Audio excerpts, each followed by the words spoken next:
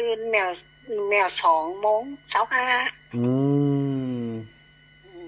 2:25ตื่นหิมกันหั่นกันอ่ะฮะเขาตื่น2:32ก็ตื่นก่อนแล้วก็มาเลยนั่งนั่งท่าเจ้านั่งท่ายาท่าหยังท่าไอ้เนาะมันปวดมันปวดเนาะอากาศเย็นซ้ำปวดน่ะเนาะคนเป็นปวดเป็นเมื่อยนี่นะเจ้าแม่ก็ตึ้งมาโทรหาฟังได้ยินเสียงแต่ก็เอาไว้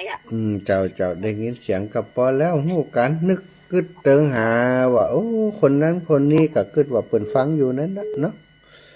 จ้าสาธุเด้อเจ้าแม่จะเลินปอนแม่สุแก้วคำอ้วนศรีโพธารามยังเนื่องสารปีเจ้าแม่เอาเหรอฮะแม่เอามันหนาวอดเอา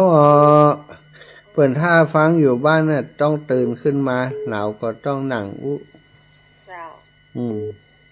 แล้วประเด็นที่ได้แน่นอนเนาะได้ถ้ามันได้ปีนี้ก็ปีหน้านั่นเนาะถ้ากะมันได้ปีนี้กับปีหน้าน่ะปีหน้าก็67จะดูไปท่านหนาวแค่หนาวว่าเจ้าสาธุนะแม่นาไปอู้เรื่องหนาวเดี๋ยวจะหนาวนะเดี๋ยวจะเข้ามุ้งนอนเห็นแล้วเจริญปอนแม่เอ้ยบ้านใหม่วังมนไปสาเจ้าท่านอาจารย์อันนี้มันเจมเอ้ยกะแม่รู้เจ้าเป็นวัดล่ะนี่มาจังไหมพี่เจ้าหน้าเสียงมันสิใกล้ๆน่ะแม่บ่สบายเจ้าเป็นอย่างนี้แม่ตกรถวะโอ้โหเป็นอย่างรถจะได้ตกอย่างไรนี่เอารถไปจะว่ารถละกันมันจะเบี่ยงหันน้อยว่าจะเอารถไปหุ่มละกันตกลงเนี่ยหวามตะวันเจ้าอีเมลระวังบางคนก็จอดรถเบาขาตั้งลงนี่นะได้เจ็บมาหลายแล้วเนอะไหว้รถนี่ถ้ามันนี่ก็ถ้ามีละอ่อนใจก็ใจละอ่อนเอาถ้าเฮามาแข็งแรงเนี่ยเจ้าโอเคระวังระวังเป็นตัวอย่างให้ตัวเก่าได้ฮู้เจ้าอันอย่างก็ได้ที่สิ้นนั่นจะได้หัวเนาะน่ากะโทรมาหาบ่อยๆกะถ้าไผโทรมาบ่อยก็ได้ถ้าหรือเมื่อจะไปหากะกะอันถ้าอาจารย์ว่าถ้าได้ไปวังเหนือก็ไว้บ้านเบโดล่ะใจถ้าไปวังเหนือเดี๋ยวจะเอาไว้บ้านเบโดหันสัก30ไผจะเอาก็เอาหั่นเจ้าเนาะจะมีเวลาหลงไปอ้อมได้หม่อมจะได้นั่นก็ฝากใครก็ได้ฝากถ้านี่ไปก็โทรหาเบโดฝากคนนั้นคนนี้ไปก็ได้กะเจ้าละกันกะเป็นพิมพ์เนี่ยมันเอาได้นะเจ้าเปิ้นเอา30อีแม่เปิ้นเอาค่าพิมพ์มัน30นะถามหลวงปู่ได้กำไรนะก็ได้บาทอีบ่เจ้าจะกำได้หมดจะได้หลงไปเอานะเจ้าสาธุแม่ย่ำได้ฟังแต่ได้เตียเจ้ารักษาตัวเองเนอะดูแลตัวเองสาธุเจ้ารักษาเจ้าปัญหอมปัญหาอีแม่เจริญปอนแม่คำนวณวัดดอยเต่าคำบ้านดินดำเจ้ากับภาษาเจ้าแม่ทั้งเหตุเจ้านึกฟังอยู่แต่เจ้าแล้วเนาะเจ้าแม่กำลังเก็นตัวแม่จะไปแอร์พอร์ตตั้งจังไห้บ่ท่านไปกับไผก็ได้โมเสสอนนะโมไม่พันคนนะเหรอไปแอวไหนจ้าเจียงไฮ้นี่พูดในระหว่างก็ตั้งรักได้ว่าอีดอยเว้าปุ่นกับไปซื้อของแม่สายเพื่อกันน่ะเจ้าอยู่ในปลาหลับหัวพกตังไว้หลายๆชื่อมะเพียจริงตังมา2 บาทหัวถ้าไปได้เลี้ยงอันฝากชื่อของอันไปแอวเพื่อมีความสุขในแมนเนอร์มีเวลาแสวงบุญไปแอวผ่องพักผ่อนผ่องสาธุเอาแม่คำนวณอันนิยมแม่นวลยอดคำปันบ้านกำแพงหินเทพเสด็จเจริญปอนไว้สาธุเก็บกาแฟอยู่กาช่วงนี้เก็บอยู่ เจ้าสิ้นปีก็ยังเก็บอยู่เจ้าโอ้ยก็พักผ่อนกะทำบุญผ่องนาสิ้นปีนะเจ้าทำกับเจ้าเดี๋ยวจะจวนทำอันนี้ตัวนี่อันอย่างก็พุทธมณฑลเนี่ยเริ่มเปิ่นจะวันที่1 มกราเนี่ยเปิ่นจัดตานผ้าป่าวันที่1 มกราคลื่นสีขาวของเฮาก็จะบอกบุญช่วยกันอุดหนุนจุนเจือช่วยเหลือกันสร้างพุทธมณฑลจังหวัดเชียงใหม่อีแม่เจ้าแม่ทำนะถ้าแม่นี่มาลูกออกแม่จะโอนให้เลยโอ้ได้กะเดี๋ยวถ้าถึงวันเดี๋ยวจดแม่ถ้าเอาแม่จะตัวใดหอมตัวใดจะหอมสักอะไรฮะ200เนาะ200เอาแม่นวลยอดคำปัน200จดชื่อไว้เลยเจ้าแล้วแม่จะโอนไปนั้นเจ้าแม่เขาจะเอาจากลำปางไปจ่วยเปิ่นกล่องหนึ่งจะได้เริ่มต้นจ่วยเปิ่นว่าโอ้อันลำปางก็มาจ่วยนี่กล่องหนึ่งวันหน้าเปิ่นไปจ่วยลำปางพร้อมกันเนาะเอามือกันนะเนาะเอามือกันเอาพุทธมณฑล190 ไร่งามของเด้อแม่จากคนก็จะสร้างนี่รูดกับอันปีหน้าอันอย่างเสร็จบ้านของตำบลปะเมียงอ่ะเนาะวันนั้นมันติดเรื่องที่ดินที่เขตสปกเขตป่าไม้สปันแม่แล้วก็เดี๋ยวนี้ตีนี่โอเคละมันนั้นมันเป็นตีเป็นหมอบฮื้อละกว้างเป็นโฉนดเป็นอย่างโม้ทำไมสบายละเป็นว่ามันไกลอันนี้ตัวกับประเภทมันก็ไก่อันบ้านไก่อย่างตัวเนี่ยเจ้าแม่เส้นทางจะมาผ่านแถวเนี้ยเนาะจะได้เจริญนะจะได้เจริญตั้งเพศก็เจริญตั้งเชียงใหม่ก็มันจะอยู่กึ่งกลางเชียงใหม่ละปูนมันก็ได้ใกล้กันนิดด้วยเดี๋ยวนี้ยังเดินนี่อยู่กับเจ้าวันนี้วันสุดท้ายละแม่พักละจะพักไปนานอยู่กะตั้งหน้าไก่ว่าแห่ไหมตั้งเก้าแห่ไหมจะไปพักช่วยงานครูบาอาจารย์วันที่ถึงเพื่อนกะสิ้นปีเพื่อนนี่ไหมสิ้นปีก็โอนก็ได้เนาะเพื่อนกะเอาโอนวันที่1นะกะวันที่1จะได้ทำบุญวันที่1เลยกะเอาวันที่เอาวันที่1นี้จะได้ทำบุญตั้งแต่ต้นปีไปเลยอีกอ่ะโอนก่อนเนาะโอนก่อนวันที่1จ้ะแล้วแต่อีแม่แต่ว่าหอมวันที่1อยู่แล้วเนาะจะโอนวันที่เนาะเจ้าเจริญปอนเด้อแม่เด้อหักตัวนั่นเลยลูกเนอจ้าบุญรักษาโยมแม่เหมือนกัน0359จะพักก่อนเนอศรัทธาญาติโยมทั้งหลายพักเป็นช่วงไปนาไผ่พ่องโทรมาเตือนเนอช่วงนี้ขออนุญาตพักแป๊บหนึ่งพักกำเดียวนึงนะก็เดี๋ยวค่อยปะกันใหม่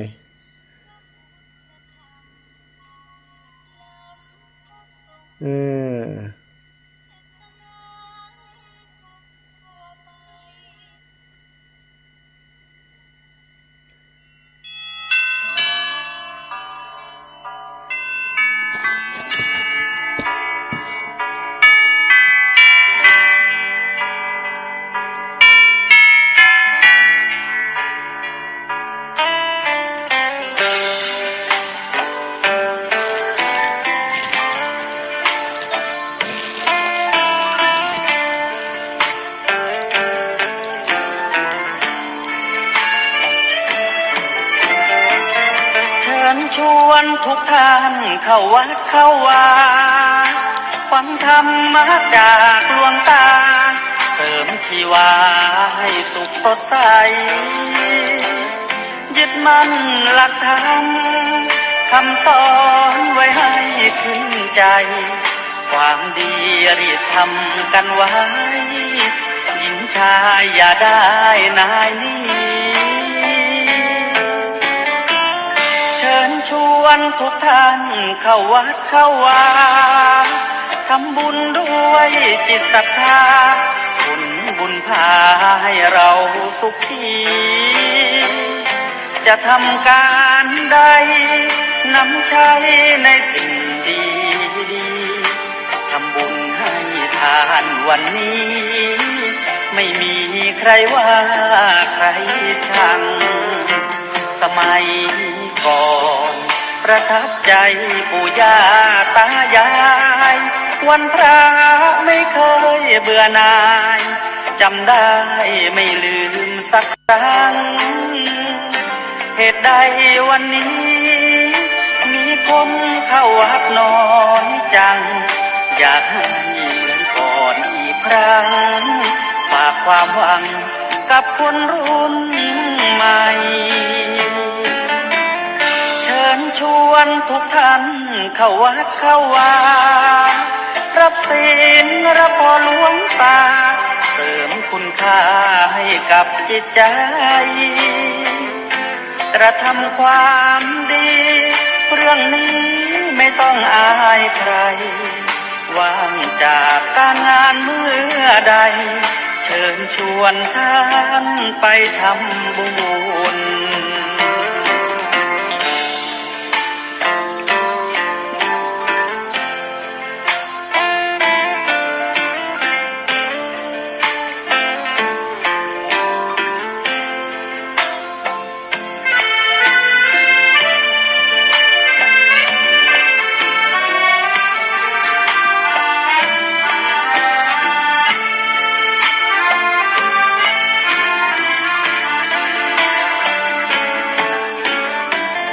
เชิญชวนทุกท่านเข้าวัดเข้าวารับศีลรับพรหลวงตาเสริมคุณค่าให้กับจิตใจกระทำความดีเรื่องนี้ไม่ต้องอายใครว่างจากการงานเมื่อใดเชิญชวนท่านไปทำบุญกระทำความดีเรื่องนี้ไม่ต้องอายใครฝากเพลงเชิญชวนหญิงชายอย่าอายเรื่องการทำบุญ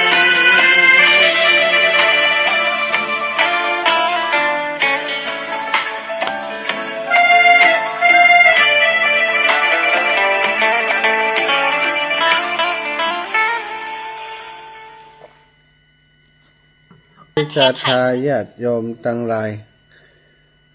เวลาใจโทรศัพท์เปิดเพลงอยู่ศรัทธาจะไปฟังโทรมาเตือกา มีคนโทรมาตอนที่อันเปิดเครื่องฟังอันเอาเพลงเข้ารายการศรัทธาโทรมามันกดตัดนะกดหนีโทรมาแหมกดหนีกดหนีครั้งที่สองเปิ่นเข้าใจเนาะถ้ากดหนีแล้วยังมาแหมอยู่เดี๋ยวเขาจะให้นะ พอมีเครื่องมือติดใจในการออกอากาศอยู่2 ชิ้นศรัทธาว่าสามารถจะติดต่อสื่อสารไปได้ถ้าหมดชั่วโมงเนาะหมดชั่วโมงเปิ่นว่ายั่งก่อนเน้อก็ยั่งก่อนฟังโทรเตือถ้าเปิ่นบอกโทรไล่นะก่อยโทรต้นชั่วโมงนี้ส่วนใหญ่ครูบาอาจารย์เปิ่นก็รับ สายกันเพราะเตรียมตัวจะอู้เรื่องนั้นเรื่องนี้จะได้อู้ต่อเนื่องไปเนาะชั่วโมงแรกจบไปสัพเพเหระอู้ถึงเรื่องการเวลาที่มีน้อยนะศรัทธาเฮาจะต้องสร้างให้เกิดประโยชน์แก่ตัวเฮาแก่ลูกแก่หลานแก่ครอบครัว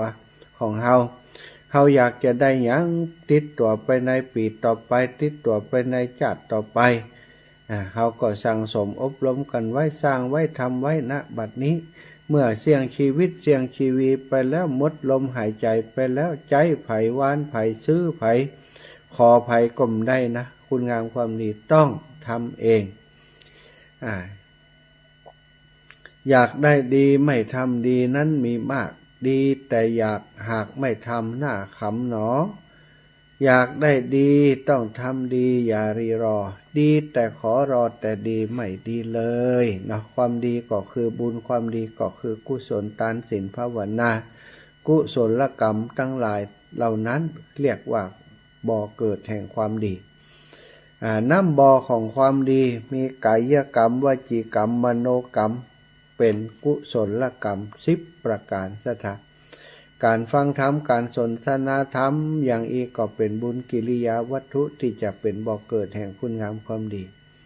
อู้กันในเรื่องทานอู้กันในเรื่องศีลอู้กันในเรื่องธรรมในภาวนาศ ศรัทธาญาติโยมนำไปยิบไปเอาไอ้อย่างไปปฏิบัติก็จะเกิดเป็นบุญเป็นกุศลกับตัวเท่านั้นการฟังทำให้ท่านเกิดปัญญาการผู้แสดงผู้ฟังผู้ทำหน้าที่ตรงนี้ก็เกิดปัญญาอู้ไปโดยกึดไปโดยบางเตือตั้งใจจะอู้เรื่องหนึ่งว่ามานั่งอู้แล้วมีแหมเรื่องที่สำคัญกว่าจิตมันคิดไปถึงเรื่องนั้นสมองมันทำหน้าที่วิเคราะห์วิจัยแล้วเรื่องนี้มีประโยชน์ก็นำมาอู้สลับไปก็มีศรัทธาอันนี้ก็เป็นเรื่องของการสั่งสมคุณงามความดีสั่งสมบุญสั่งสมกุศลต้องขยันอดทนในการทำนะทำความดีนี้บ่ใจทำได้ง่ายๆเน้อศรัทธาแม้กระทั่งเรื่องทานการฮื้อทานนี่นะถ้าเป็นคนบอกคุ้นเคยเป็นคนบอกเคยฮื้อสตังคนอื่นเช้าคิดแล้วคิดแหมนะผู้กะฮื้อสตังคนอื่นเช้านี่คิดแล้วคิดแหมบางคนที่เปิ่นเคยฮื้อแล้วเปิ่นเคยช่วยเหลือคนมาแล้ว20-30นี่เรื่องน้อย100ปันเพิ่นก็ยังฮื้อมาแล้วอันนี้ก็แตกต่างกันการที่เฮาจะสั่งสมอบรมฮื้อตัวเก่าของเฮาเป็นผู้ที่มีความเสียสละเป็นผู้ที่เป็นคนที่ทานะบดีติดีนั้นบ่ใช่เรื่องง่ายๆเหมือนกันศรัทธาต้องอบรมสั่งสมต้องก่อยเป็นคนที่ฝึกฝนในการฮื้อเป็นการบริจาคนี้สม่ำเสมอตั้งแต่ทาสตานทานที่ฮื้อกับคนที่ต่ำกว่าท่านที่ของที่เฮาใจแล้วเสื้อผ้าอาภรณ์ก็ดีเสื้อผ้าก็ดีเนาะไอ้อย่างต่างๆหมู่นี้มีเฮามีเหลือกินเหลือใจแล้วนะเฮามีเหลือกินเหลือใจแล้วเฮาก็แบ่งปันให้คนอื่นอันนี้ก็เป็นทานอย่างหนึ่งแต่ว่าเป็นของที่ใจแล้วเป็นของที่ตัวเองบ่ใจเป็นของที่ตัวเองบ่กินให้กับคนอื่นก็ถือว่าเป็นทานฝึกจากการที่ฮื้อของที่ใจแล้วต่อมาของที่สำคัญสำหรับเฮาแม้กระทั่งทรัพย์สินเงินคำเนี่ยเป็นของสำคัญเป็นของที่ต้องใช้แต่เฮายังสามารถสละให้กับคนอื่นได้อันนี้ก็ถือว่าเป็นสิ่งที่ทำได้ยากนะศรัทธาญาติโยมทำได้ยากถ้าเฮาทำสิ่งที่ทำได้ยากได้นะก็ถือว่าเฮานี้ก็เป็นคนที่เที่ยงมั่นในการปฏิบัตินะแต่ปฏิบัติธรรมศรัทธาญาติโยมตะกี้ต้นชมปลายชั่วโมงอาตมาภาพได้ถึงเรื่องพุทธมณฑลเนาะของจังหวัดเชียงใหม่ของเฮานั้นนะซึ่งที่ผ่านหลายคนอาจจะคิดว่าเชียงใหม่มีกำเตือกาความจริงมีสถานที่ที่เพิ่นจะสร้างพุทธมณฑลเนี่ยมีหลายที่หลายแห่งแต่เริ่มก่อสร้างเริ่มทำไปแล้วก็มีแต่ทีนี้มันติดข้อกฎหมายติดเรื่องนู่นเรื่องนี้พอครูบาอาจารย์รูปนั้นเปิ่นมาอยู่ก็กลายเป็นว่าปล่อยทิ้งปล่อยล้างไปเหี่ยบ่ได้สานต่อบ่ได้ทำอย่างต่อก็มีแต่ปัจจุบันนี้ตั้งคณะสงฆ์โดยหลวงพ่อเจ้าคณะจังหวัดเปิ่นหันว่ามันจำเป็นจะต้องทำแล้วเมืองเชียงใหม่เป็นเมืองใหญ่แล้วก็ถือว่าเป็นหัวใจเป็นศูนย์กลางของภาคเหนือของเฮาลำปางลำพูนเชียงใหม่เชียงรายนี่ส่วนใหญ่ก็จะอยู่ใกล้กันแม่ห้องสอนก็ดีอย่างก็ดีนี่อยู่ใกล้กันที่นี่ถ้าเฮามีพุทธมณฑลที่ใหญ่ๆสักแห่งหนึ่งเหมือนที่พุทธมณฑลที่อยู่นครปฐมซึ่งมีเนื้อที่ถึง 2,500 ไร่สร้างขึ้นเพื่อฉลองวาระกึ่งพุทธกาลเมื่อปี 2,500 สร้างขึ้นที่นครปฐม 2,500 ไร่นะสถานเป็นสถานที่สำคัญทางพุทธศาสนาเป็นการประกาศศาสนาของเฮาให้โลกได้รับรู้ว่าพุทธศาสนาเจริญรุ่งเรืองในเมืองไทยของเฮาสร้างเมื่อปี 2,500 ซึ่งในที่พุทธมณฑลนครปฐมสิ่งที่สร้างนี้ส่วนมากจะใหญ่นะยิ่งใหญ่โตมากเลยมีพระพุทธรูปปางลีลาประจำพุทธมณฑลเรียกว่าพระศรีสักยะทศพลยานประธานพุทธมณฑลสุทัศน์ออกแบบโดยศาสตราจารย์ศิลป์พิรศรีซึ่งเป็นผู้ที่ นักออกแบบเป็นศิลปินแห่งชาติสถาพระพุทธรูปนี้มีความโดดเด่นทางผ้าจีวรที่พริ้วเหมือนจริงพระพุทธรูปนี้สร้างเสร็จและฉลองเมื่อพุทธศักราช 2525 ข่าวพระราชพิธีสมโภชกรุงรัตนโกสินทร์ 200 ปี สร้างตั้งแต่ปี 2500 นะสถาก่อนอาตมาเกิด 6 ปีก่อนนะเริ่มต้นนะตั้งแต่ปี 2500 ก่อนอาตมาเกิด 6 ปีก็เท่ากับว่าเดี๋ยวนี้อาตมา 61 อย่าง61 อย่างก็เป็น 60 แต่ใดนี่ 67 68 ปีมาแล้วที่เปิดสร้างได้ฉลองเมื่อปี 2525 ก็ใช้เวลาในการก่อสร้างเนิ่นนานพอสมควรแล้วเป็นสถานที่สำคัญเวลาในการประกอบพิธีทางศาสนาในพุทธมณฑลแห่งนั้นปัจจุบันจะเป็นศูนย์รวมกิจกรรมทางพุทธศาสนาจัดประเพณีกิจกรรมต่างๆแล้วยังเป็นส่วนสาธารณะขนาดใหญ่ที่เปิดให้ประชาชนทั่วไปได้ไปพักผ่อนได้ไปปฏิบัติธรรมที่ห้านตุยศรัทธาญาติโยมการสร้างพุทธมณฑลอาจจะมีคนว่าโอ้วัดวาอารามก็มีแล้วโลอาจารย์ก็วัดกับปอกะวัดอย่างดังๆกับปอแล้วลบเปเลอปะเตออีน่ะศรัทธาญาติโยมทั้งหลายอีป่อยอีแม่ทั้งหลายพุทธมณฑลจะเป็นถ้าเปรียบเทียบกันแล้วนะวัดวาอารามต่างๆก็ยังเป็นส่วนบุคคลเป็นนิติบุคคลเป็นของวัดของวาของหมู่บ้านของชุมชนนั้นๆบางทีมันก็จะเป็นของสาธารณะที่ทุกคนจะได้ไปใช้ประโยชน์ร่วมกันได้แต่ถ้าเป็นพุทธมณฑลแล้วมันเป็นสาธารณะสำหรับทุกคนครูบาอาจารย์ในจังหวัดเชียงใหม่นี่เข้าคณะพระสังฆาธิการนี่เปิ้นก็จะมีสถานที่จัดสถานที่เป็นหอประชุมกันเวลาจะถวายพัดยศ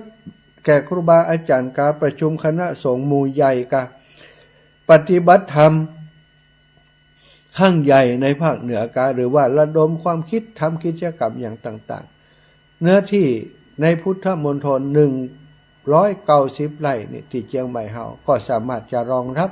หอประชุมที่พักสาธารณะที่พักผ่อนหย่อนใจในสถานที่แห่งนั้นอันเป็นพุทธมณฑลของจังหวัดเชียงใหม่ของเฮาได้ศรัทธาญาติโยมต่างครูบาอาจารย์โดยเฉพาะหลวงพ่อเจ้าคณะจังหวัดเชียงใหม่องค์ปัจจุบันนี้ก็หันชอบที่จะให้สร้างพุทธมณฑลขึ้นในยุคสมัยของเปิ้นแล้วก็สถานที่ที่เปิ้นมอบฮื้อนี้ที่วัดที่อำเภอดอยหล่อนี้เป็นสถานที่ที่สัปยะเหมาะสมที่จะเป็นศูนย์กลางของศาสนาที่จังหวัดเชียงใหม่เฮาเป็นพุทธมณฑลต่างไปมาก็สะดวกมาจากลำพูนก็ง่ายมาจากเชียงรายก็บ่ไกลมาจากลำปางก็ใกล้นะสถานมาจากตั้งแม่ฮ่องสอนก็ได้จากเชียงใหม่ของเฮาก็ทุกอำเภอก็ถือว่าบริเวณที่ดอยหล่อนี้ก็อยู่บ่ไกลที่สำคัญก็คือบริเวณใกล้ๆกันก็เป็นของราชการก็เป็นมหาลัยการกีฬาแห่งประเทศไทยจะมาตั้งอยู่ที่นี่สถานมันก็ประจวบเหมาะคู่กันไปเนาะมหาลัยการกีฬาก็มีเรื่องของการกีฬาเรื่องของตั้งร่างกายพุทธมณฑลก็จะเป็นที่สำคัญสำหรับที่พักผ่อนหย่อนใจเป็นที่สำหรับดูแลสุขภาพใจมันอยู่ใกล้กันประจวบเหมาะเคาะดีอย่างใดบ่ฮู้นะทำให้สถานที่สองแห่งนี้มาอยู่ใกล้ชิดติดกันได้เท่ากับว่าจะพัฒนาควบคู่กันไปเลยถึงราชการและก็ถึงพระสงฆ์องค์สังฆเจ้าบัดเดี๋ยวนี้เริ่มเคาะระฆังแล้วนะระฆังยกที่1จะเริ่มขึ้นในวันที่1 มกราคม 2567นี่แล้วสถานวันที่1 มกราคมทางครูบาอาจารย์เพิ่นกำหนดให้เป็นวันที่จะระดมทุนร่วมบุญด้วยกันคนละบาท2 บาทตั้งเป็นพระป่ากองบุญกองทุนแรกในการที่จะสร้างพุทธมณฑลหลายคนอาจจะบอกว่าพุทธมณฑลบ่มีงบประมาณกะอินะศรัทธาอีป่อยอีแม่ทั้งหลายงานทางศาสนานั้นงานของการพัฒนาวัดวาอารามก็ดีงานของการสร้างสิ่งที่เป็นประโยชน์แก่พระศาสนานั้นเกิดขึ้นโดยพลังบุญของคนทั้งหลายเนอะถ้าจะไปรองงบประมาณจะไปของงบประมาณมันมีขั้นมีตอนหลายเรื่องหลายอย่างหลายประการกว่าจะได้งบประมาณมาก็ต้องมาดูหลาย ครอบคลุมหลายอย่างถามว่ามีก็น่าจะมีแต่ทีนี้มันก็จะต้องขออนุมัติการจัดการทำโครงการต่างๆไปอยู่ก็จะประกอบกันสนับสนุนเจือจุนกันไปแต่เฮาเริ่มต้นก่อนนี้ถ้าบอกว่าโอ้ขอจากตั้งราชการอย่างเดียวถ้าราชการเปิ้นมีฮือก็เท่ากับว่าบ่ได้ทำกะนี่นะฉะนั้นการที่เฮาจะเริ่มต้นก่อนเป็นสิ่งที่สำคัญนะตั้งครูบาอาจารย์หลวงพ่อจังหวัดก็ได้มอบหมายให้หลวงพ่อสาพระครูสาธุกิจจานันท์รักษาการเจ้าคณะอำเภอดอยหล่อและครูบาอาจารย์ในเครือข่ายของคลื่นสีขาวของเฮาทำหน้าที่เป็นกระบอกเสียงเป็นประชาสัมพันธ์ฮื้อแล้วก็ทำหน้าที่เป็นฝ่ายประสานงานดำเนินการโครงการนี้ในตอนเริ่มต้นนี้ต่อไปเปิ่นตั้งคณะกรรมการในระดับภาคจังหวัดของเปิ่นขึ้นมาได้อำเภอต่างๆอย่างต่างๆก็จะดูแลกันในระดับมหาภาคคือระดับจังหวัดต่อไปแต่ว่าในเบื้องต้นนี้เนาะหลวงพ่อใหญ่เปิ้นได้มอบหมายให้ครูบาอาจารย์ท่านพระครูอภิวัฒนวิกรมได้เป็นผู้ก่อเก้าเริ่มต้นก่อนกับทางหลวงพ่ออำเภอรักษาการเจ้าคณะอำเภอก็ได้สั่งการมาที่ท่านอาจารย์พระครูอภิวัฒนวิกรมและคณะในฝ่ายต่างๆฝ่ายบ้านเมืองกำนันก็ดีได้ท่านในอำเภอก็ดีได้ระดมความคิดกันว่าบัดเดี๋ยวนี้ในเมื่อมันตั้งอยู่ที่อำเภอดอยหล่อเฮาต้องสตาร์ทก่อนเปิ้น ต้องออกตัวก่อนเปิ้นถ้าคนดอยหล่อบ่สตาร์ทก่อนนี่นะคนดอยหล่อหรือว่าคนอันเชียงใหม่ของเฮาบ่สตาร์ทก่อนบ่ได้เริ่มต้นก่อนนี่บ่ออกตัวก่อนนี่คนอื่นๆเปิ้นก็คงบ่วิ่งตามบ่เข้ามาร่วมวงเสวนากับเฮาก็เลยได้มีมติกันจากหลวงพ่อใหญ่มาจนถึงหลวงพ่อรักษาการเจ้าคณะอำเภอดอยหล่อและคณะทำงานว่าเคาะระฆังกันวันที่1นี่เลยเอาเป็นวันเป็นมงคลวันดีด้วยสถาเป็นวันเริ่มต้นสิ่งดีๆด้วยในวันตามคัมภีร์พื้นเมืองก็เป็นวันดีเป็นวัน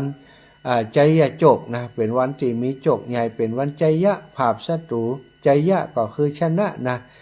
มีโจกโดยมีชัยชนะโดยเป็นวันสิทธิโชคเป็นวันใจยะโจกเริ่มต้นการจัดพระป่าสามัคคีขึ้นที่กองสำนักงานพุทธมณฑลชั่วคราวนะตอนนี้ต้องถือว่าชั่วคราวแล้วเป็นเพิงบางแงนเป็นสำนักงานอยู่ ยังมีสำนักงานใหญ่กำแต่เข้าไปฟื้นฟูปรับปรุงอยู่ต่อไปเพิ่นก็จะสร้างสำนักงานมีออฟฟิศมีที่ทำงานของครูบาอาจารย์ต่อไปศรัทธาญาติโยมอีป่อยอีแม่ตั้งหลายก็ถือว่าเขาจะเริ่มต้นปีด้วยบุญใหญ่ที่เขาจะได้ทำร่วมกันอาตมาบอกขอพลาดโอกาสอันดีงามนี้จะขอเป็นตัวแทนของเจ้าลำปางเนอะเจ้าลำปางจะได้ช่วยกันกับเจ้าเชียงใหม่โดยเฉพาะครูบาอาจารย์ขึ้นสีขาวที่ได้รับมอบหมายภาระหน้าที่งานในครั้งนี้ท่านอาจารย์พระครูอภิวัฒนวิกรมก็ถือว่ารับบทบาทหน้าที่นักในการประสานงานในการเริ่มต้นกิจกรรมการสตาร์ทสร้างพุทธมณฑลจังหวัดเชียงใหม่ในคราวครั้งนี้อาตมาในฐานะเป็นลูกศิษย์ลูกหาแล้วก็ฐานะหนึ่งก็เป็นสาวกของพระพุทธเจ้าเป็นพุทธศาสนิกชนที่จะต้องเคลื่อนธรรมจักรของพระพุทธเจ้าให้ก้าวไปตั้งหน้าให้เจริญรุ่งเรืองไปชั่วกาลนานพุทธมณฑลจะเป็นสิ่งหนึ่งที่ยืนยันจะเป็นสิ่งหนึ่งที่เป็นหลักฐานว่าพุทธศาสนาเจริญในช่วง 2,567 ปีไปตั้งหน้านี้ที่จังหวัดเชียงใหม่เป็นอย่างใด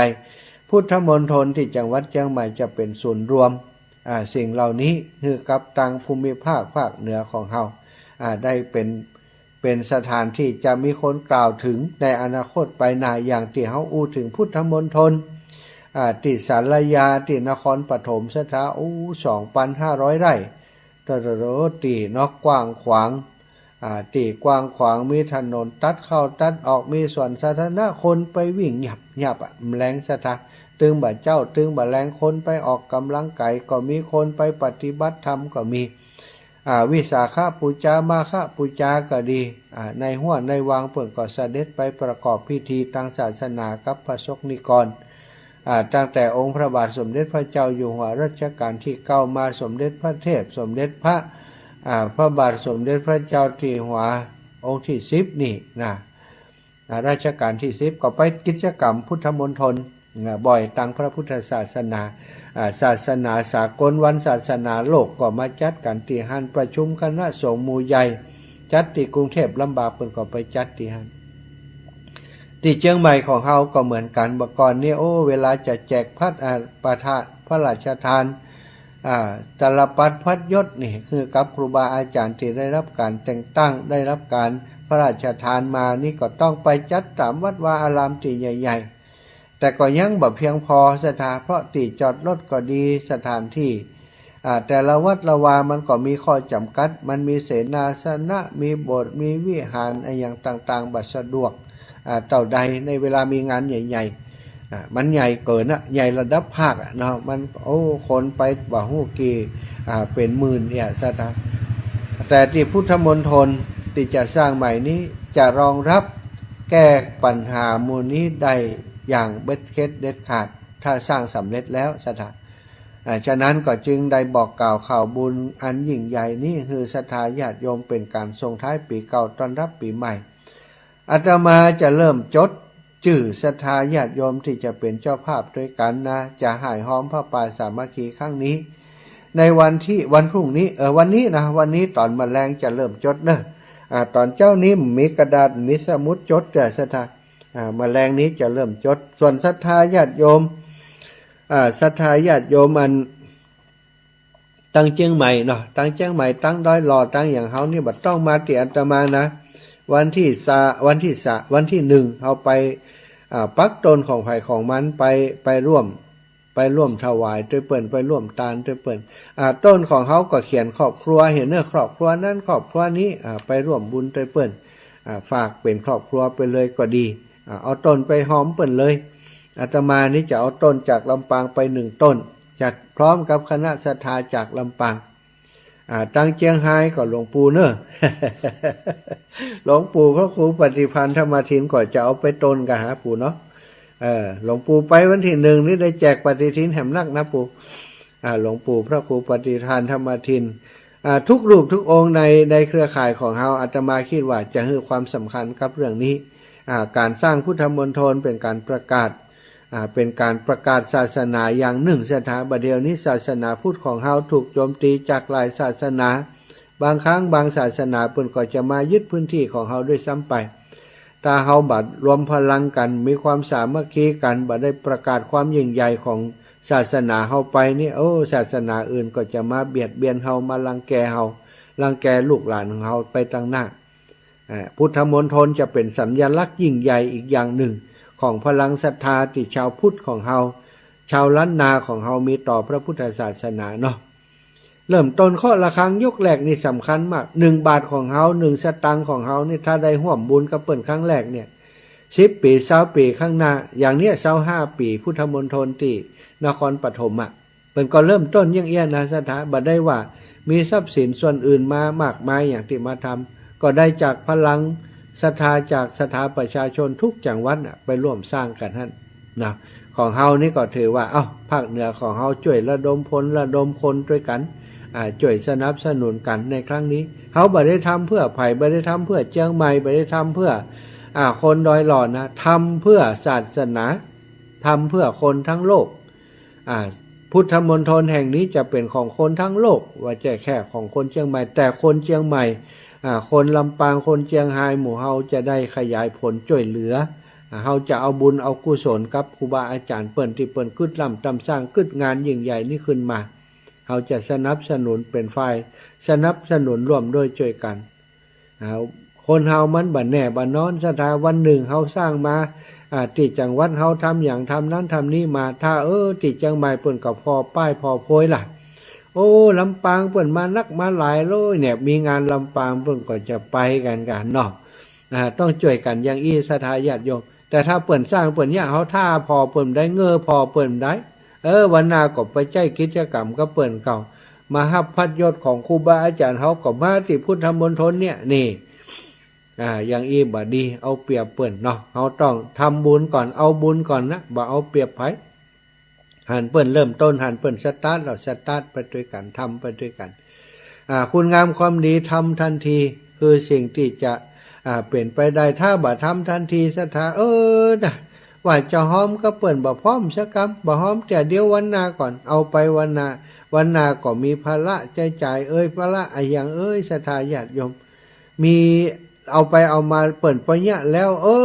บ่ได้ช่วยเปิ้นสักคำเนี่ยมีแต่อย่างเดียวเสียดายอย่างเดียวนี่ก็จบข่าวบุญกุศลก็ไม่ได้ทุกเปิ้นสักคำมีเล็กมีน้อยบ่ต้องใส่ใจบ่ต้องสนใจเนื้อศรัทธาน้อยเดียวมากล้าหอมเปิ้นอายเปิ้นนี่จะไปกึดอย่างอันสุขาสังคสะสามัคคีนะความสามัคคีเป็นความสุขของหมู่คณะบุญการสร้างสมบุญนี้แม้ทีละน้อยก็ทำให้น้ำเต็มได้น้ำหยดทีละหยดยังทำให้น้ำเต็มองค์ได้การสร้างสมบุญทีละน้อยก็ทำให้บุญนั้นเต็มเปี่ยมได้ในที่สุดเหมือนกันเนี่ยเขาทอมทีละ10ทีละ20นับไปนับมาบัดเดียวนี้ได้หลายตังแล้วโลศรัทธาญาติโยมที่เฮาให้หอมกันมานี่สร้างบุญสร้างกุศลที่ผ่านมานี่ถ้าเปรียบเหมือนน้ำก็บัดเดียวนี้เกือบจะเต็มองค์กับบางคนก็ล้นองค์ด้วยซ้ำไปแต่ว่าก็ค่อยเตรียมค่อยเติมค่อยเพิ่มบุญของตัวเก่าตลอดเวลาบ่ฮือมันลดลงไปบ่ใจว่าเฮาก็กินกับบุญเก่านั้นนะบุญเก่าสร้างมาได้เป็นคนร่ำคนรวยเป็นคนมีฐานะหลักฐานพอละกินกับบุญเก่าบุญใหม่บ่สร้างแล้วสถามันก็มีมดมีหายเหมือนกันเนอะเวลามันมดมันหายจะมาพังตักใส่ตุ่มฝังตักใส่ตุ่มมันตันแล้วนะน้ำก็แห้งไปแล้วแน่ศรัทธาปล่อยแม่ทั้งหลายต้องเอาใจใส่ในเรื่องของโอกาสในการจะสร้างสมบุญญาบารมีกันโดยเนาะอันนี้ก็ขออนุญาตเป็นตัวแทนครูบาอาจารย์ประชาสัมพันธ์บอกกล่าวข่าวบุญนี้คือศรัทธาญาติโยมในเครือข่ายของเฮาทุกท่านทุกคนได้รับทราบแล้วถ้าเป็นไปได้ภัยบัติดอย่างส่วนใหญ่วันที่1เนี่ยเพิ่นก็มีงานในหมู่บ้านในชุมชนของทุกๆคน ถ้ามาบ่ได้ก็ฝากให้ฝากหอมมาก็ได้เนอะสำหรับอาตมาขอรับภาระในลำปางจังหวัดอื่นพื้นที่อื่นกับติดต่อที่ครูบาอาจารย์รูปอื่นเอาบ่ต้องฝากมาติดอาตมาอย่างเดียวนะแต่ส่วนใหญ่ที่รู้จักอาตมาก็มันง่ายดีอาจารย์ ก็เป็นอย่างนะจังใหม่มีบางส่วนที่เปิดใจบริการสะพานบุญที่อาตมานี่อันหอมฮื้ออีแม่จิ้มเนออีนะแต่คืนแม่ดวงดีนารัตะก็แจ้งมาตะกี้แม่ดวงดีนารัตะหอมมา100แล้วก็แม่นวลเทพเสด็จหอมมา200ท่านอื่นๆคนอื่นๆแถมหลายท่านกันตะคืนที่โทรมาบ่ได้จดคำเตือนสักคนนะแม่เดี๋ยววันอื่นวันอังคารอาตมาจะระดมอีกทีหนึ่งเนอะสำหรับคนที่เปิ่นจะหอมผ่านอาตมานี่นะที่ว่าสามารถจะมาร่วมได้แต่ขออนุญาตให้เป็นสะพานบุญนี่อาตมาจะจดไว้วันที่เอาผ้าป่าไปถวายที่พุทธมณฑลแห่งใหม่นั้นก็จะได้เอารายชื่อนี้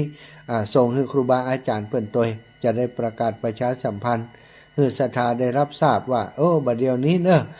ที่หอมบุญไปเนี่ยไปถึงแล้วนะหรือว่าบ่ได้ประกาศแต่ว่ามีหลักฐานอยู่ในกองอำนวยการงานสร้างพุทธมณฑลในครั้งนี้เปิ่นจะได้จดจานลงชื่อลงคณะไว้เป็นเรียกว่าเป็นประวัติศาสตร์ของการเริ่มต้นที่ดีของพุทธมณฑลจังหวัดเชียงใหม่เนาะแล้วงานอื่นๆเนาะศรัทธาญาติโยมงานที่เปิ่นฝากประชาสัมพันธ์ที่ลำปางนี่วัดทุ่งวัดบันทุ่งนะเปิ่นก็ฝากประชาสัมพันธ์มาเป็นครูบาอาจารย์ที่เปิ่นทำงานเกี่ยวกับการศึกษาเป็นพระนักจัดรายการด้วยการที่ในคลื่นของจังหวัดลำปางเฮาเนาะเปิ่นก็ฝากอาตมาภาพได้ประกาศงานให้เปิ่นเนาะมีเป็นงานอันเข้ากำมันลูกคำมูลเนาะที่วัดหัวทุ่งวัตถุประสงค์ก็จะมาซ่อมแซมสร้างเสนาสนะในวัดในวาของเปิ่นคือสมบูรณ์มีสิ่งหลายสิ่งหลายอย่างที่บ่สมบูรณ์ห้องน้ำห้องท่าก็ดีตลอดถึงอาคารสถานที่ต่างๆที่มันชำรุดทรุดโทรมไปท่านอาจารย์พระครูปรัตน์สันติสุขนะเปิ่นก็อยากจะร่วม อยากจะพัฒนาปรับปรุงให้อยู่ในสภาพที่ใช้งานได้ทุกเสนาสนะเพื่อประโยชน์ของคนทั้งหลายที่จะไปร่วมกินร่วมทานร่วมบุญร่วมกุศลที่วัดของเปิ้นซึ่งวัดตอนนี้ก็พัฒนาไปหลายอย่างแล้วเนาะเปิ้นจะทำบุญในวันที่เข้ากำในวันที่30ธันวา2566จนไปถึงวันที่2มกราคม2567เนอะศรัทธาพี่น้องตังแม่ทะของเฮาณวัดวันทุ่งตำบลหัวเสืออำเภอเมืองจังหวัดลำปางวันที่30เริ่มต้นโดยสืบชะตาเนาะสืบชะตาทำบุญตักบาตรสืบชะตานี่ก็เป็นการสะเดาะเคราะห์ต่อชะตาแก้ปีชงโดยศรัทธาวันที่13 นาฬิการับฟังพระธรรมเทศนาประยุกต์ท่านจากท่านเสน่ห์กาหลงแล้วก็16 นาฬิกาทอดพระป่าสามัคคี23 นาฬิกาสวดมนต์คำปีเข้าดาวด้วยการสวดมนต์คำปีเริ่มต้นดีชีวีมีสุขศรัทธาเริ่มต้นปีที่ดีใครอยู่ใกล้ก็ไปสวดมนต์โดยการที่หันเนอะแล้วก็สามารถติดต่อได้ที่ติดต่อรับเป็นเจ้าภาพทายธรรมหรือว่าโรงทานอาหารน้ำดื่มได้ที่ท่านพระครูประหลัดสันติสุขยานเมธีโทรศัพท์0931465868 0931465868เนาะวัดอื่นก็มีเนื้อศรัทธาญาติโยมที่เปิ่นเข้ากำเข้าปริวาสนะที่อันลำปางก็มีหลายที่ด้วยกันวัดได้ข่าวว่าที่วัดแม่ไทยวันที่27ถึงวันที่1ที่2เนี่ยนะวัดแม่ไทยเปิ่นจะสร้างหอระฆังวันก่อนโยมแม่ปุ๋ยพ่อพรหมมาเปิ่นโทรมาแจ้งเนาะแล้วก็วัดอื่นๆเนอะศรัทธาทางลำปางก็ได้ตั้งที่ไหนก็ได้ ที่ฟังรายการอยู่เนาะสามารถโทรเข้ารายการมาบอกกล่าวข่าวบุญนี้ได้ก็ขอใจสื่อตรงนี้พื้นที่ตรงนี้เป็นสื่อให้กับศรัทธาญาติโยมตัวส่วนของวิทยาลัยสงฆ์นครลำปางมีงานใหญ่งานประจำปีก่อนจะส่งท้ายปีสร้างความดีร่วมกันนี่ก็คืองานตั้งธรรมหลวงเตดมหาชาติที่วิทยาลัยสงฆ์นครลำปางจัดขึ้นเนาะจะจัดที่ที่สารกลางเก่าเนื้อสถานญาติโยม เป็นเพิ่นเชิญร่วมบุญตั้งธรรมหลวงเวียงหลักกรครั้งที่20เทศมหาชาติณลานมณฑปหลวงพ่อดำ27 ธันวาคม 2566 เวลา 14 นาฬิกาฟังพระธรรมเทศนา4กันวันที่28/2566 เริ่มต้นตั้งแต่ 07:30 นาทีเป็นต้นไปฟังมาธรรมเทศนา13กันร่วมทำบุญร่วมเป็นเจ้าภาพการเทศกันละ 3,000 บาทหรือตามกำลังศรัทธาทางธนาคารทหารไทยธนชาติเลขที่บัญชี328-107-9891ธนาคารธนชาติ328-107-9891เลขที่บัญชีธนาคาร328-107-9891ชื่อบัญชีก็คือกองทุนการศึกษาพัฒนานิสิตวิทยาลัยสงฆ์นครลำปางประโยชน์ของการจัดกิจกรรมนี้ปัจจัยที่ได้รับนะจากศรัทธาญาติโยมนะเพิ่นก็จะเอาไปเป็นประโยชน์กับการศึกษาเนื้อศรัทธากิจกรรมในวันที่27นั้นจะมีพิธีอาราธนาพระอุปคุตจากแม่น้ำวังข้างวัดเจียงไฮ้นั้นเข้าสู่มณฑลพิธีคืนเต้าตังสีณมณฑปหลวงพ่อดำเวลา 9 นาฬิกาเวลา 10 นาฬิกาพิธีขอขมาและอาราธนาพระธรรมออกจากหีบบรรจุพระธรรม13 นาฬิกาพิธีเปิดงานตั้งธรรมหลวงเวียงหลักกรเทศมหาชาติจังหวัดลำปางแล้วก็14 นาฬิกาแสดงพระธรรมเทศนามาลัยต้น15 นาฬิกาพระธรรมเทศนามาลัยปลายแล้วก็16 นาฬิกาพระธรรมเทศนาคาถาพันธ์17 นาฬิกาแสดงพระธรรมเทศนาอานิสงส์เวทสันดร19 นาฬิกาก่อนเข้าทิพย์อันนี้วันที่10 27 28จะมีเริ่มตั้งแต่ตอนเจ้านะศรัทธา28นี้เริ่มเทศตั้งแต่7 นาฬิกาเทศผูกแรกนะการทศพรจากนั้นก็ไล่ไปตามลำดับเวลานะปีต่อการทศพรแล้วก็จะเป็นการที่2หิมพานต์การที่3ทานกันการที่4วันณประเวทนะไว้พระธาตุแจ่แห่งจังหวัดน่านปีเถาะนี่อาตมาเป็นเจ้าภาพปีที่4 1กัน 3,000 บาทการชูชกการที่5ศรัทธานี่ก็จะเป็นพระดานุพลมุนิวังโสเป็นผู้เทศน์การชูชกการจุลพลท่านอาจารย์วัดจุลพลนี่ท่านอาจารย์เสวตปัญญาวชิโรนะวัดบันกิวแล้วก็ปีการมหาปนนี่ก็ท่านอาจารย์ธนพลพิมพศิริแล้วก็การที่8กุมารบัณฑนี่ก็พระณัฐพงษ์ธรรมสโรการที่9กันมัสีนี่ท่านอาจารย์วิโรจน์ศิริมังคโลวัดอุทุมพรแล้วกันที่10นี่สักบันนี้เป็นของท่านพระอาจารย์สำริดกุศลจิตโตวัดทุ่งหัวจ้างโทกหัวจ้างเนาะกันที่11มหาราชปีจอท่านพระครูวาปีธรรมเกษมวัดหนองล่องแล้วก็การที่12นะเป็นพระครูโสพลพัฒนวิกรมรองเจ้าคณะอำเภอเมืองปานการที่12การที่12นักษัตริย์นะ12นักษัตริย์อันนี้การที่13นะการที่13นี้ก็พระอาจารย์ประเทืองทีปะกะโรเนอะได้เป็นองค์เทศร่วมทำบุญเป็นเจ้าภาพการเทศกันละ 3,000 บาทหรือตามกำลังศรัทธาผ่านธนาคารไทยธนชาติทหารไทยธนชาติเลขที่328-107-9891นะศรัทธาเป็นชื่อของบัญชีทุนพัฒนาศูนย์การศึกษาพัฒนานิสิตวิทยาลัยสงฆ์นครลำปางอันนี้ก็ฝากกล่าวข่าวบุญนี้ให้ศรัทธาญาติโยมทุกท่านทุกคนได้รับทราบเนาะจะได้ร่วมบุญด้วยกันก่อนจะจบนี้ก็ขอเอาสารธรรมมาแบ่งปันมันระลึกถึงความตายด้วยสติการระลึกถึงความตายอยู่เนืองนิดเป็นกรรมฐานอย่างหนึ่งท่านเรียกว่ามรณสติกรรมฐานทำให้เกิดความสังเวชสลดใจ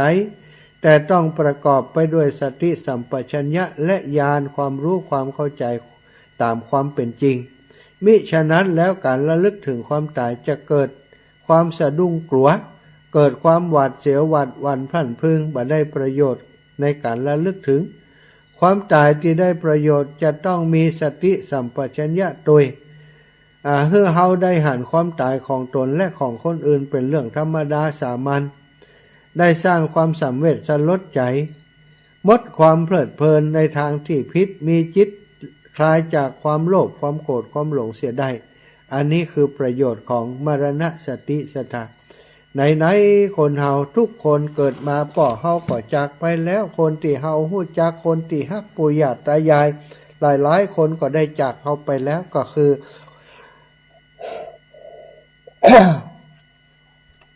ความตายได้พรากชีวิตคนอันเป็นที่รักของเฮาไปทีละคนทีละคนเฮาเองทุกวันนี้นะทุกคนก็มีโอกาสเหมือนกันที่วันหนึ่งเฮาจะต้องจำพรากจากลาด้วยสิ่งที่เรียกว่าความตายอย่างใดก็มาถึงเพราะฉะนั้นเฮาพิจารณาโดยสติโดยสัพพัญญะโดยปัญญาอนิจจังทุกขังอนัตตาเกิดแก่เจ็บตายเป็นของบ่เที่ยงนะเป็นของตั้งอยู่ได้ยากแล้วก็หาตัวตนบ่ได้ทุกคนพ่อแม่พี่น้องของเฮาก็เป็นกันอย่างอันฉะนั้นเฮาต้องบ่หวาดหวั่นพลันพรึงให้ได้มีความสลดใจมีคลายความมกมุ่นในสิ่งต่างๆในกรรมคุณต่างๆหันมาพิจารณาถึงความตายแล้วก็จะได้ถอดวางความยึดมั่นถือมั่นลงไปเพื่อได้นักที่สุดจิตใจจะโปร่งสบายเวลาตายจริงมาก็จะได้ตายแบบสงบเนาะจ้ะท่าน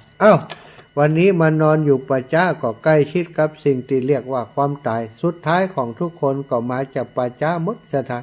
อาตมามานอนทาอยู่เนี่ยนะนอนป่าจ้าไปก็กึดปั่มเปงถึงมรณานุสตินี้บ่เมินบ่นานเขาก็คงต้องจากไปเช่นเดียวกันมาแล้วยายพรทนไม่ได้แล้ว แต่กี้โทมติดกับยายพรเจริญปอน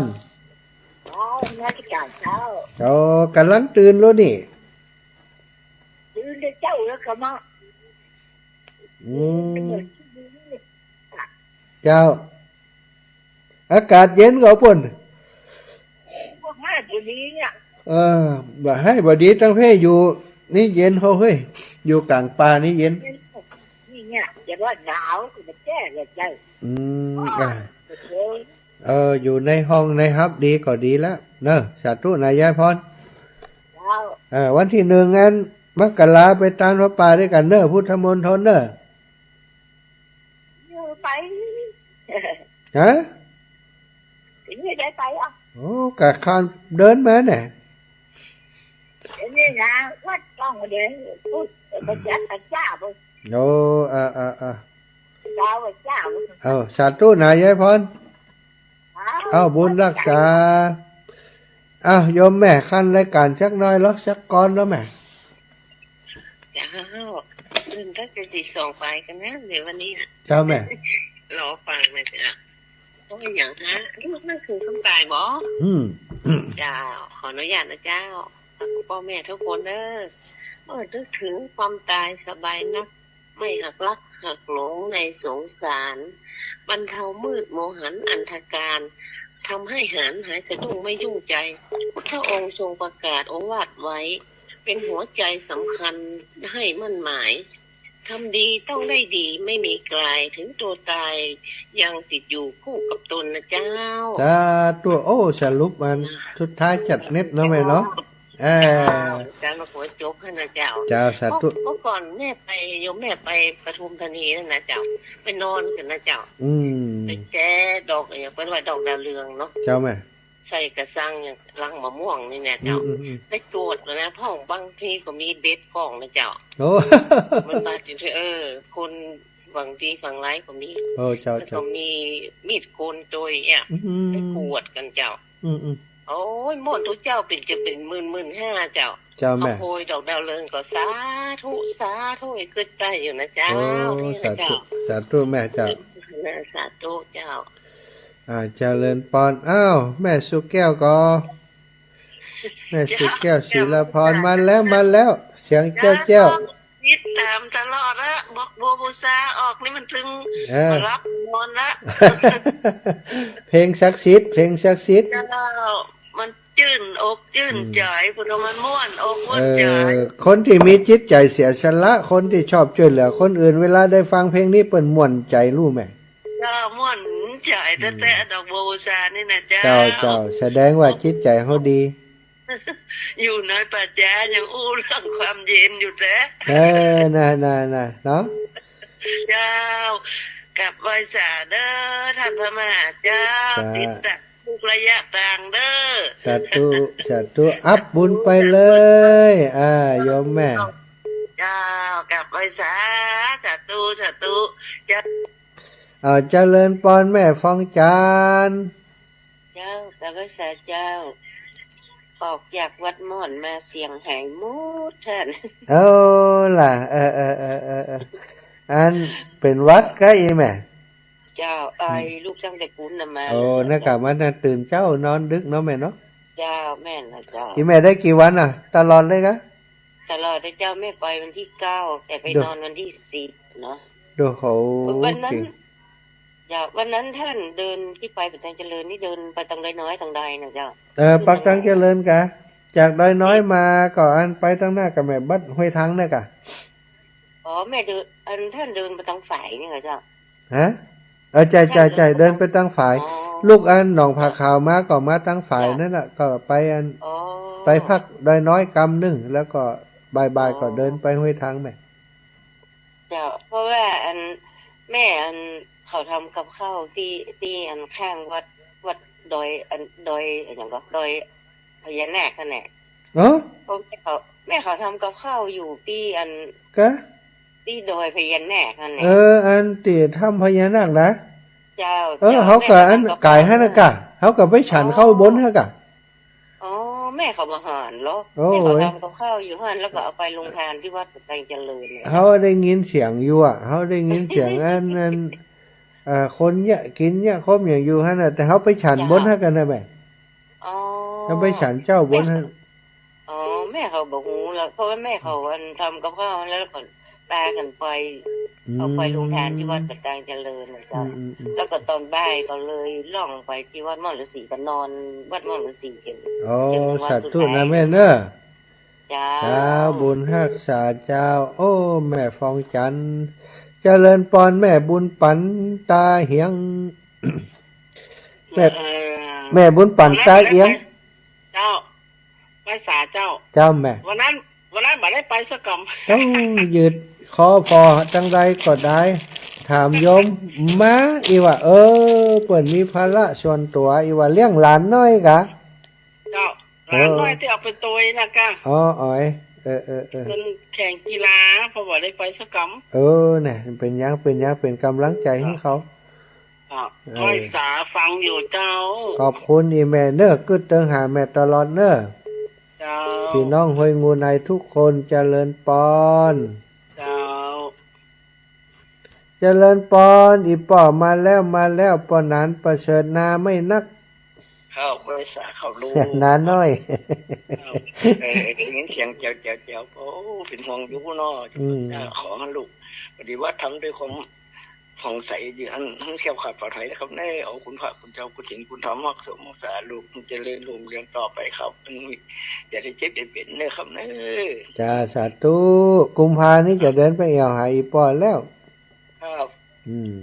บอกเป็นห้องที่สู้ได้ไหมเนี่ยเห็นหน้าถือแปลว่าเป็นลูกเต้าแท้ๆเลยนะนี่สาธุขอบคุณอีปอนเนอะได้ยินเสียงอีปอนก็กึดเติงหานี่ชัดเจนเลยครับแม่ลูกสาธุปอสาธุบุญรักษานะปอนะครับปอนั้นประเสริฐงานน้อยเป็นตัวแทนคนเมืองน่านทุกคนเนาะเมืองน่านเปิ่นยกตัวแทนจังหวัดเนอะ ปอนั้นประเสริฐปอน้อยสมเพชรปอนั้นอันนั้นเนี่ยปอนั้นอันนั้นเวียงสาปอน้อยสมเพชรนี่ตังใดก็ปุ้นกะอันเวียงภูเวียงเนาะปอน้อยสมเพชรเมืองน่านปุ้นนะแล้วอันศรัทธาญาติโยมตั้งเมืองสองมีก่อนนี่ตั้งเมืองสองเปิ่นว่าอันบัดเดียวบัดได้ยินนะอันของด้านรุ่นนี้มีกับเพลงไปเหียอีกพี่น้องตั้งเมืองสองตอนเจ้านี่ทำบัดได้ยินแต่เนาะแต่ช่วงของกลางคืนนะ2 ทุ่มถึง2 ทุ่มถึง4 ทุ่มเดี๋ยวจะเช็คแคมก่อนเจริญปอนโยมแม่สุทัศน์พี่น้องแม่วางเจ้าสาธุท่านเดินทางปลอดภัยเนอะเจ้าวันนี้ปลอดภัยแล้วไอ้แม่ถึงงานบ้านห้องฮีแล้วก่อนเดี๋ยวก็จะเดินทางวันนี้เดินทางตั้งรถแล้วแม่จะพังไปเตรียมงานที่วัดบรรพตเนอะเจ้าสาธุแม่แยกกันแล้วกันน่ะกับลูกคุกคักวันเดี๋ยวนี้เราลูกนึกเข้าได้ฟังกับเจ้าเจ้าโอ้ สาธุนึงเข้าสาธุเดี๋ยวต่ำเข้านึกงานเห็นเนอะนึงเข้าแล้วต่ำเข้านึกงานเจริญปอนแม่ลิบรรโทเจ้าภาษาเจ้าท่านฟังอยู่นะเจ้าก็ฟังอยู่เนาะนึกว่ารับยะเจ้าแม่ได้ปฏิทินที่หมูจิ้งใจนะเจ้าข้างที่ดัดจารายการมี5 โมแต่มีฮันวดแม่เจ้าโอ้แม่สาธุร่างสุดแท้นะเจ้าเจ้าแม่ที่ท่านอยู่ว่ากับเจ้ามาอยู่กำเตยแม่อยู่ไปเจ้าบ้านห้องฮีวันนี้ปุ่นแรงเปิดถึงแม่เจ้าโอ้สาธุนะเจ้าเจ้าแม่สาธุบุญแม่เจ้าเจริญปอนแม่แก้วสิงแก้วเจ้าฟังอยู่เด้อลูกเด้อครับฟังอยู่เนอะเจ้าหนาวหนาวหนาวหนาว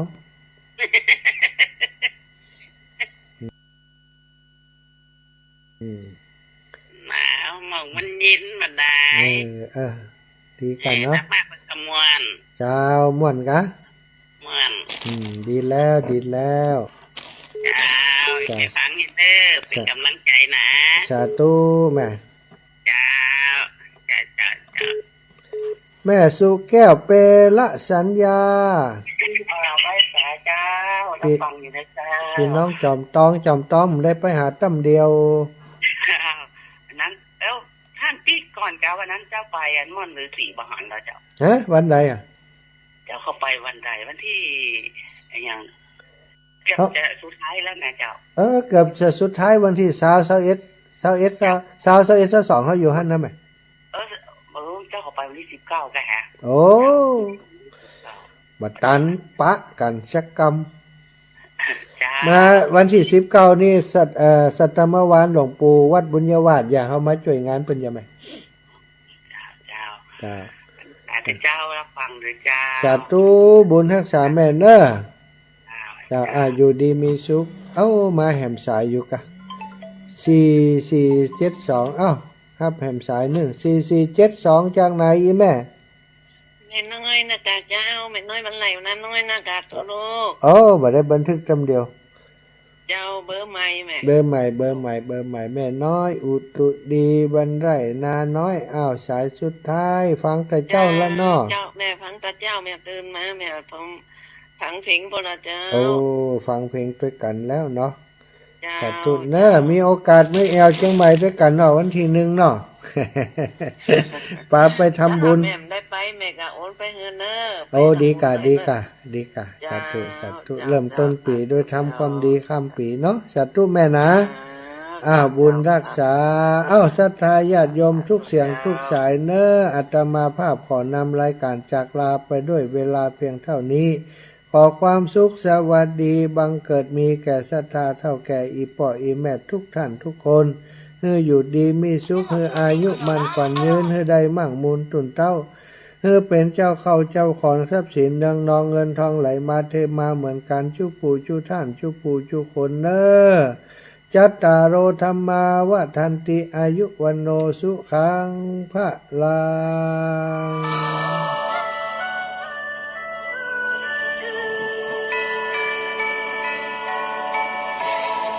ขอบคุณแม่จัน